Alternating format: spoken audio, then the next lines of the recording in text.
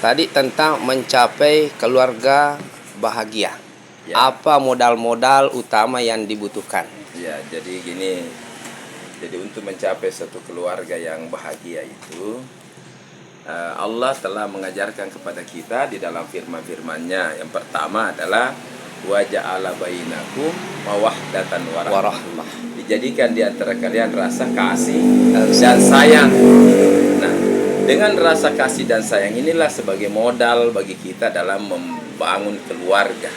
Jadi sedapat mungkin kita itu menanamkan rasa kasih dan sayang di antara kita, sehingga muncullah yang namanya rasa cinta. Dengan adanya rasa cinta itu, maka tentu keharmonisan dalam keluarga akan terjaga. Nah, salah satu contoh, seumpamanya kalau suami kaya, muncul rasa kasih sayang karena suami kaya, banyak duitnya. Nah, demikian juga meskipun sebenarnya orang mengatakan bahwa itu kan perempuan matre, tapi tidak ada masalah. Yang penting rasa kasih sayang itu muncul. Nah, mungkin juga demikian kalau kita punya istri cantik, suami muncul rasa kasih sayang, setiap memandang istrinya dia akan merasa bahagia, merasa senang karena istrinya mempunyai wajah yang cantik, apalagi kalau punya senyum mempesona kan, seperti itu. Jadi muncul itu rasa kasih dan sayang, itulah yang disebut cinta. Itu yang pertama. Nah, kemudian yang kedua adalah waqulu qaulan syadida. Jadi katakanlah perkataan yang benar, artinya harus jujur. Tidak ada dusta di antara kita. Ini kalau kejujuran ditanamkan pada di antara kita, maka insya Allah kita akan saling percaya. Sehingga suami kalau kerja dia tidak rasa was-was meninggalkan istrinya. Demikian juga istri melepas suaminya bekerja, dia tidak punya rasa was-was kepada suaminya, karena banyak muncul itu apabila suami pergi, maka istri muncul rasa was-was, jangan-jangan suami saya sehingga di tempatnya janda, di tempatnya ini kan bisa tergoda. Tetapi karena rasa was-was tadi karena tidak kejujurannya kita. Demikian juga suami kalau meninggalkan suami, jangan-jangan istri saya ada permainan di belakang layar kan, seperti itu. Jadi perlu ada kejujuran. Nah, itulah yang disebut menanamkan rasa jujur. Katakanlah perkataan yang benar. Nanti Allah memperbaiki amalan-amalan kita. Yuslih lakum a'malakum wa yaghfir lakum dzunubakum. Mengampuni dosa-dosa kita. Nah, itu. Nah, kemudian yang ketiga adalah rasa hendaknya kita rasa syukur dan sabar. Karena rasa syukur itu salah satu orang yang diberi rezeki yang banyak adalah banyak-banyak berterima kasih dan bersyukur. La in zakartum la azidannakum wa la in kafartum inna asyabi lasyadid. Sekiranya kamu mensyukuri nikmat yang telah kuberikan, kata Allah, akan kutambah nikmatnya. Namun sekiranya kamu mengkufurinya, maka tunggulah azab biasa.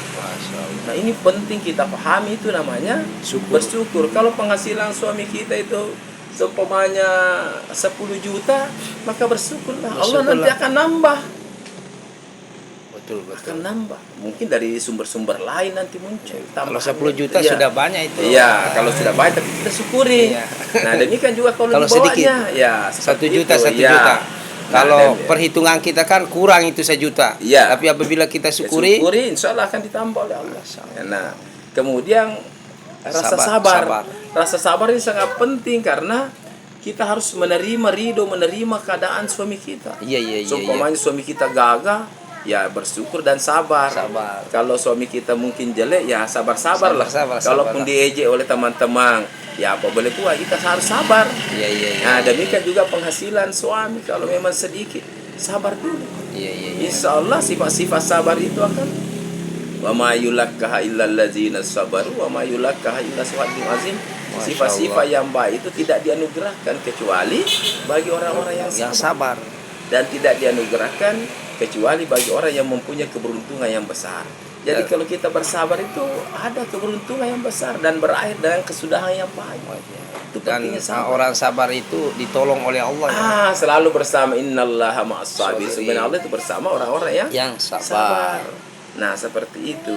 Nah, kemudian yang selanjutnya adalah rasa, karena setiap keluarga itu pasti muncul yang namanya cekcok. Cekcok. Nah, sering kita dengar. Apa itu cekcok? Nah, sering kita dengar itu keluarganya itu sering cekcok. Nah, apa sumbernya itu cekcok? Nah, menurut survei sumbernya cekcok itu adalah dua. Pertama adalah cek. Dan yang kedua adalah cok. Nah, apa itu cek itu? Jadi ceknya ini adalah bagaimana finansial kita. Masya Allah. Ada fulus yang kita bawa. Oh, jadi itu maksudnya cek itu yaitu fulus, ya, fulus cek, ya kan? Jadi Allah. kalau ada cek, insya Allah istri juga senang kan mendapatkan cek itu. Karena kebutuhan kita kan banyak sekali. Jadi banyak terpenuhi, apalagi ibu-ibu itu setiap kali mau ke pengantin mau ganti baju baru. Jadi perlu memang fulus, perlu cek kan. Nah, pasti senang hatinya. Nah, kemudian cok. Apa itu cok ini penting, kenapa? Kalau kurang cok kita, kalau orang Bugis bilang ale acemu narek gede gaga acomu. Berbahaya kalau ada ale acemu narek gede gaga acomu. Jadi artinya biar banyak harta. Berarti ini ada hubungannya dengan keturunan nanti ya? Iya, biar ada banyak harta. Tapi kalau tidak ada cok, tidak ada keharmonisan keluarga. Bisa-bisa wanita bahkan, tidak tidur. Apa tadi bisa cok itu bisa setiap hari atau gimana anjurannya? Dianjurkan itu kalau bisa setiap malam kita efeknya apa? Nah, kenapa? Karena bisa menimbulkan, pertama adalah menghilangkan stres. Ya, terutama bagi kaum laki-laki. Yang kedua, meningkatkan kualitas tidur. Masya Allah. Karena kalau kita habis begitu kan tidurnya nyenyak. Ya, yang ketiga adalah menambah kemesraan. Jadi itulah.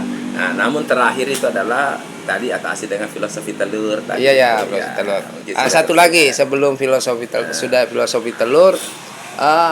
Bagaimana kalau misalnya di tengah perjalanan ini laki-laki itu hilang coknya. Jadi apa solusi?